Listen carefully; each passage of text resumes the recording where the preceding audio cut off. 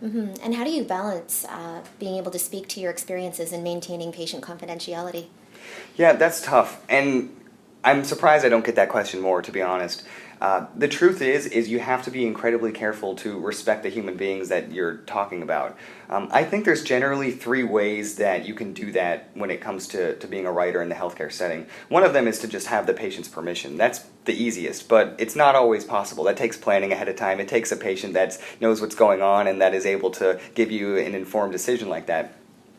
The second way is to write things in a universal sense. You can capture the emotion of a situation without necessarily capturing the particulars. So sometimes you can write in general terms about sort of the ambiguous patient. It's not necessarily a person, but it's an experience that you had. And frankly, the details of the human being themselves, the where they're from, the color of their hair doesn't matter as much as the experience and the emotional truth that's going on.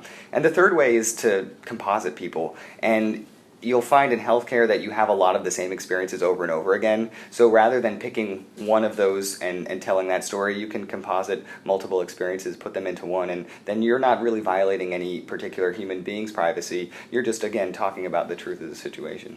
And how do you maintain this air of professionalism throughout all of your social media and your writing? Well, that takes a little discipline too.